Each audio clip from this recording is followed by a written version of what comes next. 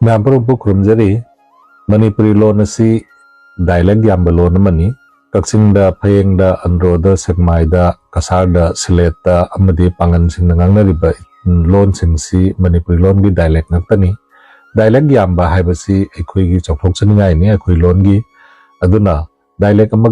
amaga huna duna ngangna basi tawnade aduna Imphal da gyanta da bisena ukhrana dialect amabu chaidana thangna ngangba karim kathaina ba tawbasi tokpiu maruina ningo macha sing aduga maunaha sing kasargi ningo macha sing maunaha sing da moina sumaina migi Facebook ki account da changaga wall da changaga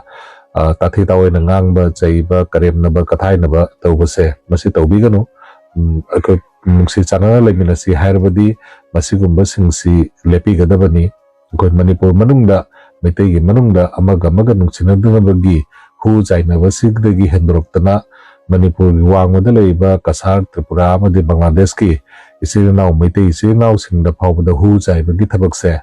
tokpi gadabani Manipur manung si akoi loina kairabani aduga mapan namong kong thugai nabagi thabak chatharpasi lepi haina appeal tawjari